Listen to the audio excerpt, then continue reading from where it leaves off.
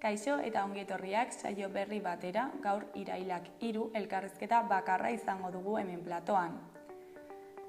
Hemen Izaro Etxaide poetarekin egongo gara hizketan. Izarok bere lehenengo poema liburua kaleratu du. Silencio roto entre las sombras y estrellas izenekoa, eta honen inguruan arituko gara berarekin.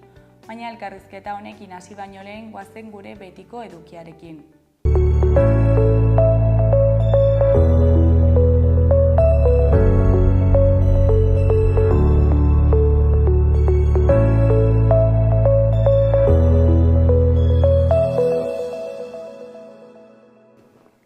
Goazen orain gaurko efemerideak ikustera.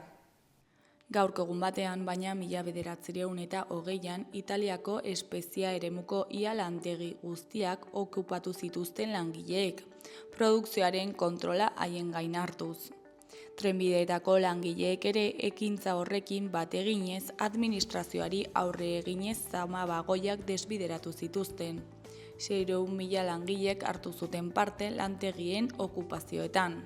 Urte batzuk beranduago, 1939ko irailaren 3an, Winnipeg ontzia Txilera iritsi zen, Espainiar Errepublikako 2.200 errefuxiatuarekin. Pablo Neruda olerkariak antolatu zuen bidaia, Espainiar immigraziorako kontsul ordezkari izendatuta. Abuztuaren 4ean atera zen Winnipeg Poulak herri frantsesetik. Txileko presidente Pedro Aguirre Cerdak harrera egin zien Valparaison eta elkartasuna adierazi zien erbesteratu guztiei. Itsasontzian zioan euskaldun talde batek abesbatza osatu zuen bidaian. Egun berean, baina 1945ean, Harry S. Truman AEBetako presidenteak paperclip operazioa onartu zuen. Nazientzat lan egin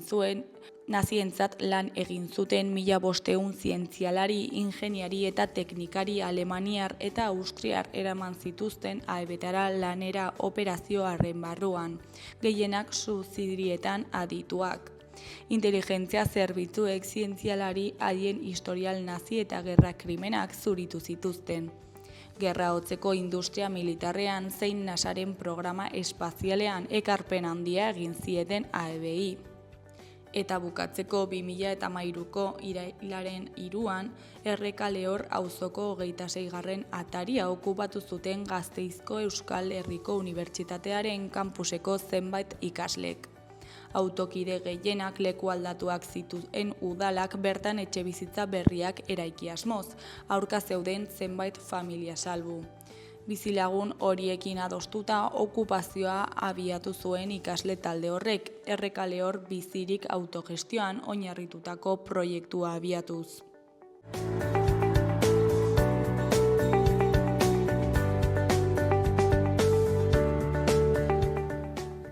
Ikus dezagun gaurko egunkarien azalek zer dioten.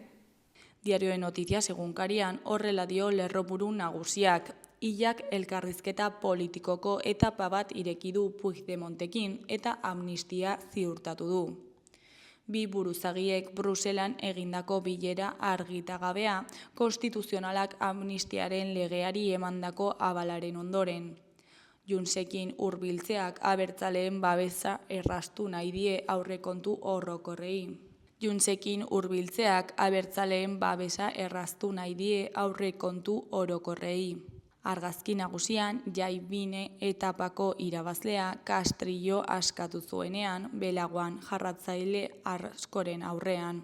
Horren titularrean, Palestinari elkartasun masiboa itzulian. Jaibinek 10. etapa irabazi du, aldarrikatzaileena larra belagoan amaituko dena. Hori koloreko berrietan, batetik armarria duten banderolak banatu ditu Iruñeak. Bestetik, Nupen 11.000 ikaslerekin hasiko da.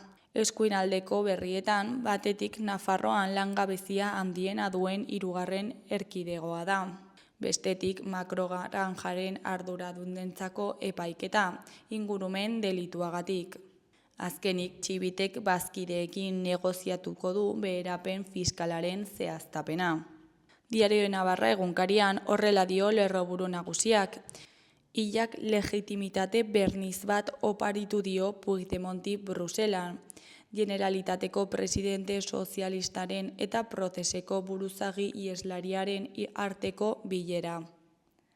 Irudi nagusian, Jonas Vingegaardek autografoak sinatu ditu sendabiban. Honen titularrean, itzulera jendetsua Nafarroan. Milaka pertsona errepidera bota dira Palestina eta Bineren garaipenaren aldeko protestarekin. Eskuineko berrian, Nafarroa Espainiako daturik txarrenak lan ezbeharrei dagokionez. Goiko aldera bagoaz, batetik Irabiak kontserbatorio pribatua irekiko du. Bestetik Nafarroako unibertsitateak berriro beteta. Bukatzeko Catalina Gomez kazetariak David Beriain saria jaso du. Gara egunkarian, honen titularrean, lakuak uko egin dio pentsioak osatzeko ILP-ri ez delako beharrezkoa.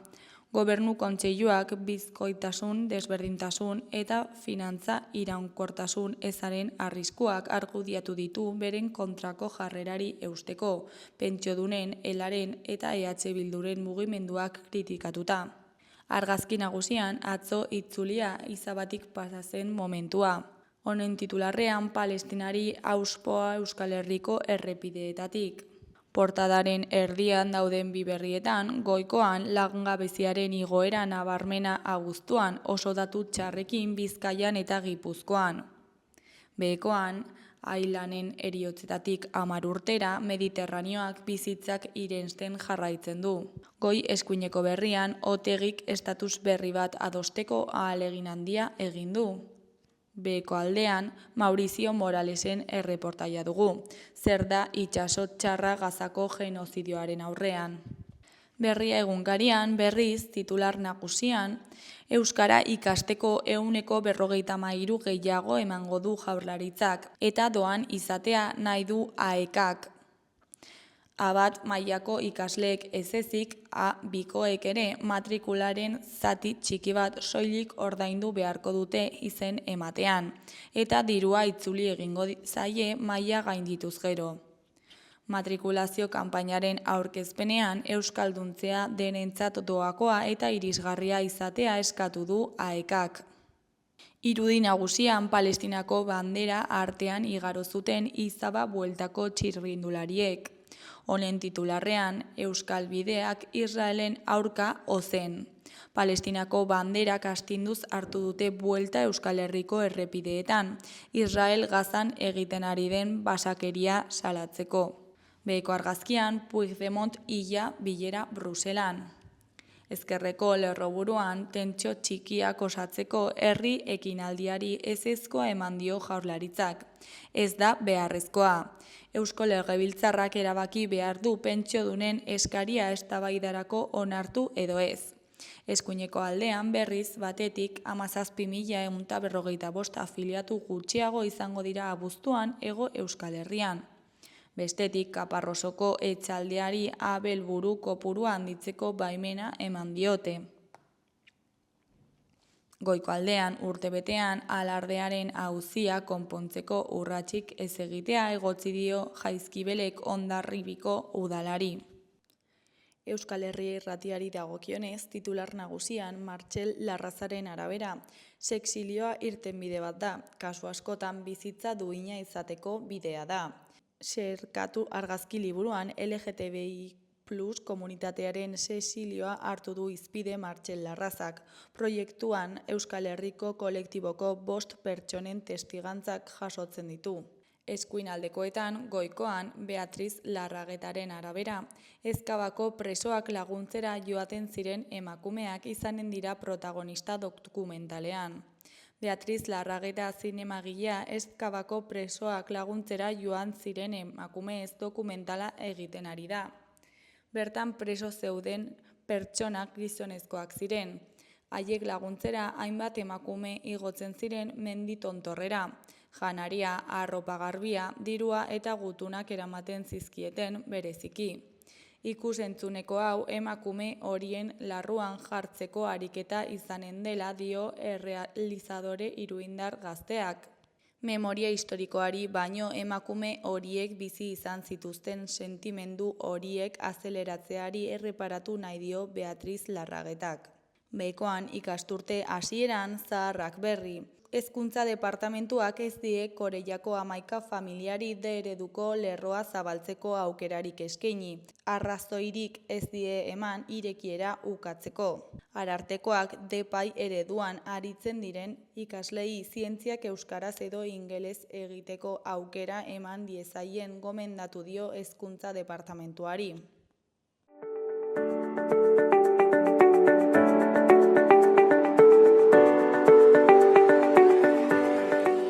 Gaurko eta biharko eguraldiaren iragarpenarekin egongo gara orain. Gaur, asteazkena tenperaturak gora egingo du eta udagiroa itzuliko da. Egunaren lehenengo partean hegoaldeko haizea ibiliko da eta epeltzeko joerari eutsiko dio. Maximoak 28-31 gradu ingurukoak izango dira. Goizean zerua oskarbi egongo da eta arratsaldean haizeak ipar-mendebaldera eta iparraldera egingo du eta hodeiak ugarituz joango dira, batez ere kostaldetik gertu. Ostegunean tenperaturak behera egingo du eta euri pixka bat egingo du, baina arratsaldean atertuko du. Egunaren lehen zatian lainotuta egongo da, batez ere ipar partean, eta euria egingo du bereziki Kantauri isurialdean. Arratsaldean atertuko du eta ostarteak irekiko dira, gero eta zabalagoak. Temperatura maximoak nabarmen jaitsiko dira puntu askotan eta beroenak 21-24 gradukoak izango dira. Ipar-mendebaldeko eta iparraldeko haizea nagusituko da.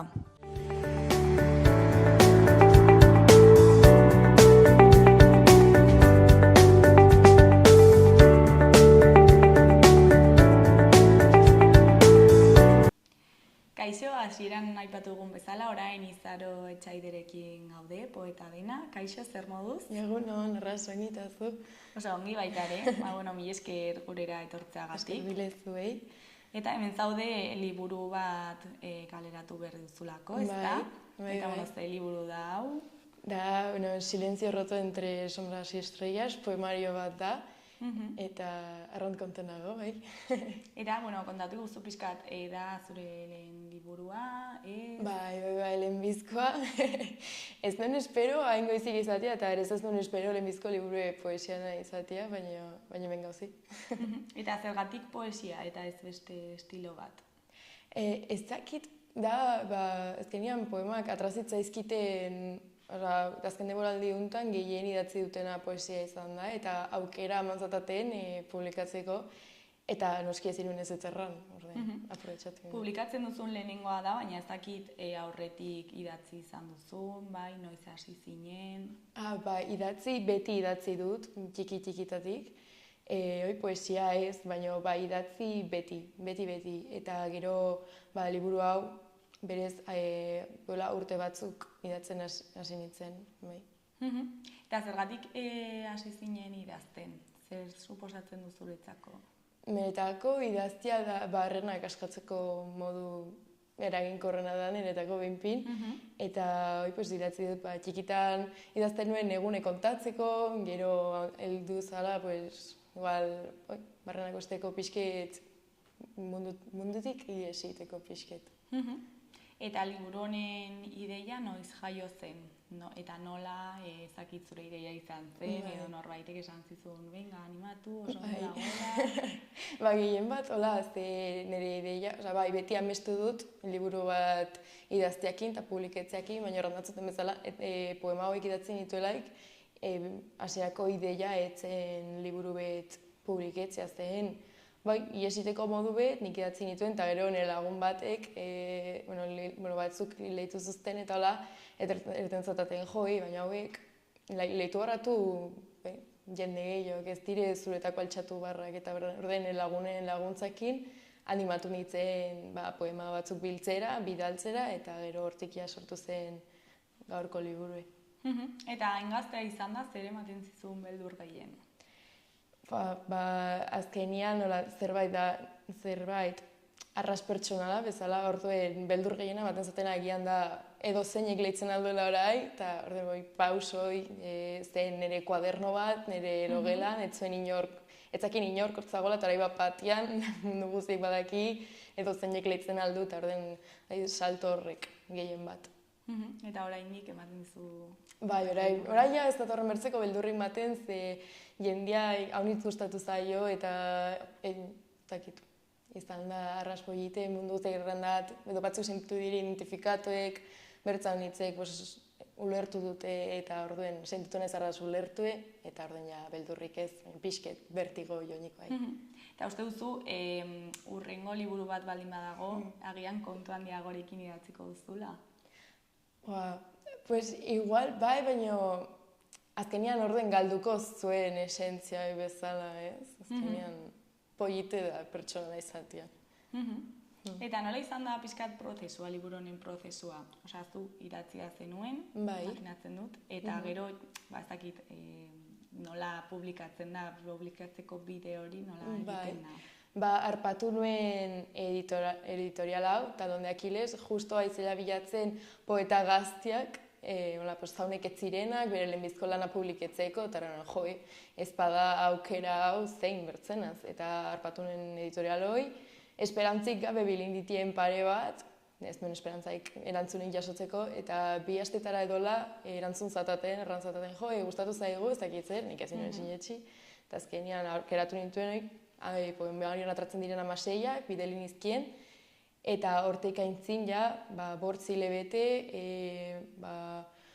gauza konpontzen, berri idazten, ortografia katxak zuzentzen, portada aukeratzen eta hola. Eta orain badakizu publikatu denetik zer nolako harrera izan duen? Zer jendean artean erten duzu, arras ona, ez nuen horren bertzekoik espero, banakien jendea postuko zela, baina ez nuen espero ainarrera handi eta polite da nago arras konten. Zorionak. Esker mile.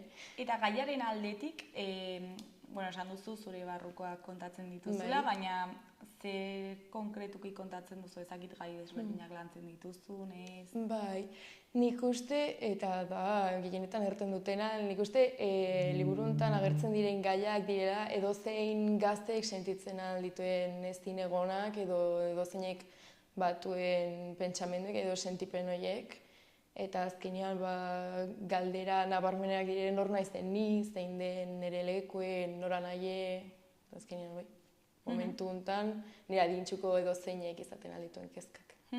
Eta kanpokoaz ere hausnartzen duzu, ezakit kanpoko gizarteak eta nola eragiten duen zure barrura? Bai, eta aipatzen da ere, adibidez, sare sozialek duten inpaktu edo azkenean gaur egun gazteta zer espero den, nolakoa den gaur egungo gizarte eta nola eragiten dakun, ere bai nor garen galdera horri erantzuteko moduen eta pixkin dena. Eta poesiak normalean dauka amodioa, baita ere kritika puntu bat, ez dakit horrekin jolastu duzun liburu honetan? Bai, bada denetaik pixket, azkenean beti idazterakoan beti iten duzu kritika zerbaiti ere bai, eta bai, justo bada poema bat, gaur egungo gizartea, ez da kritika, baina da hausnarketa bat, kusteko nolakoa garen orai, eta igual zerbait bat dugun hobetzeko gizarte bezala.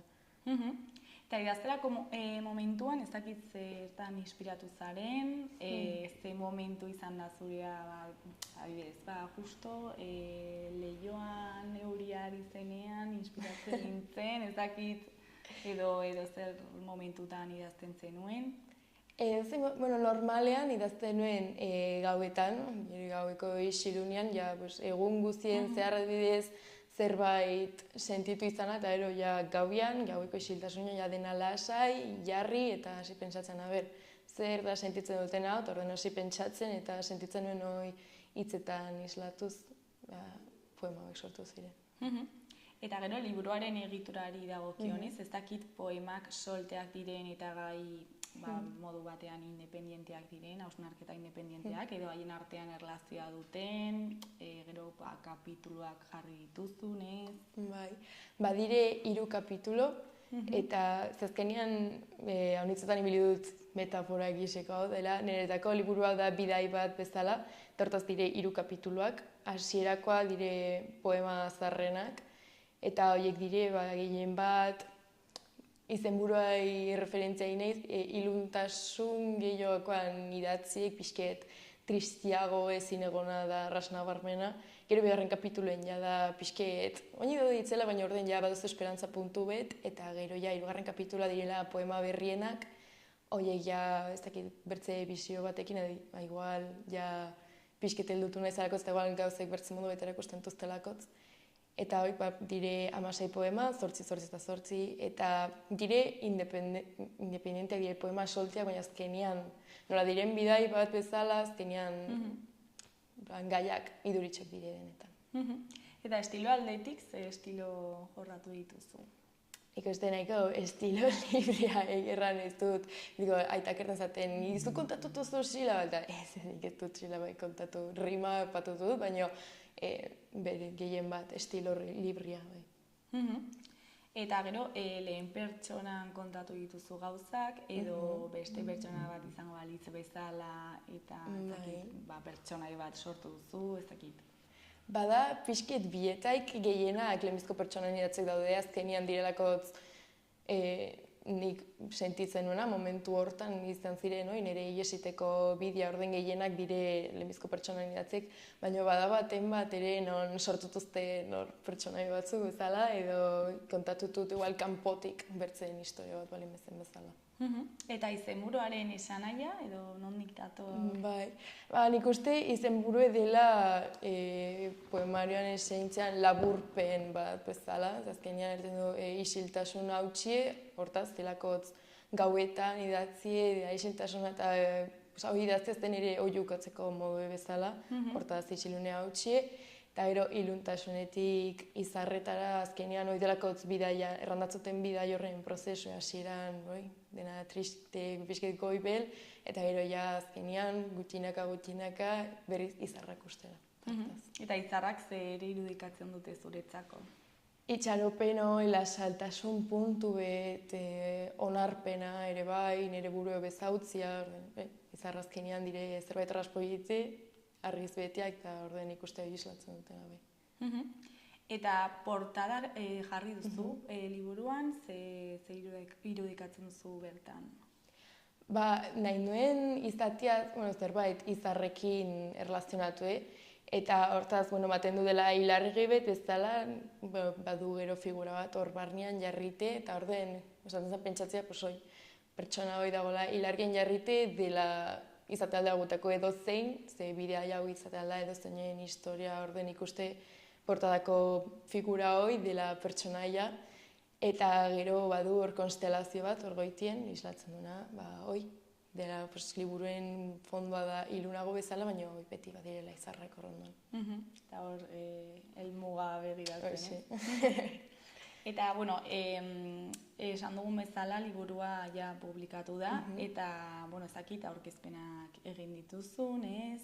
Oinik ez, esperoan hain naiz, aukera mandatate, oinik aigara solasen, aber noiz edalako zen, oinik datak eta idena, oinik solasen aigara, baina, espero dut igual aurkezpen bat inen dugu goizik.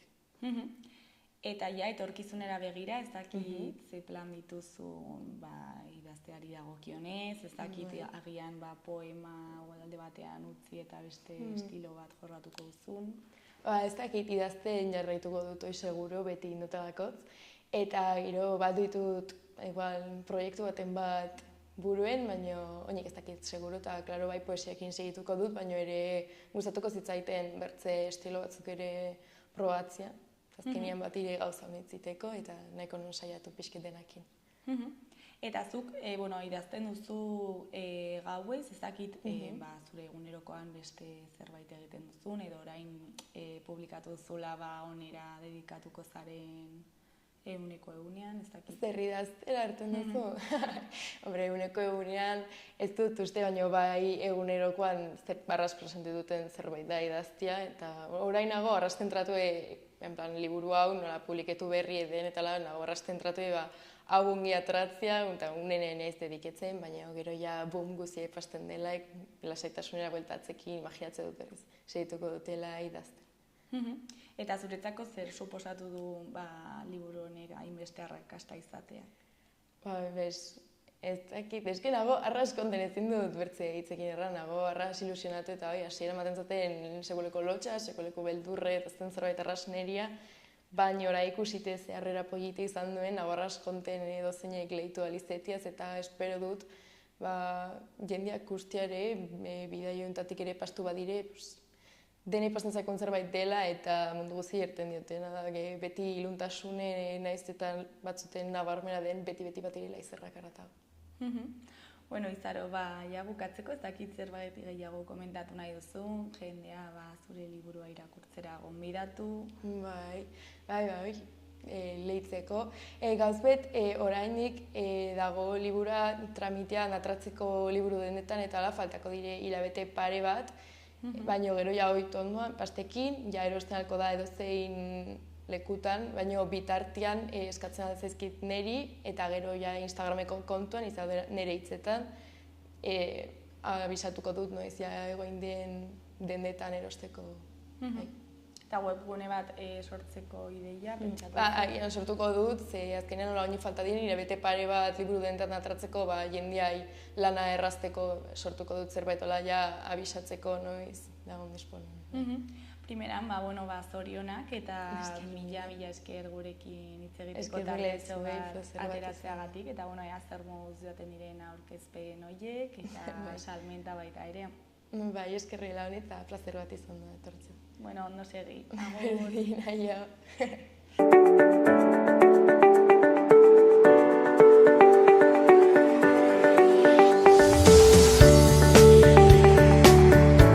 Gaurkoz hau izan da dena, bihar itzuliko gara eduki eta elkarrizketa berriekin. Mila esker zuen arretagatik, agur, bihar arte.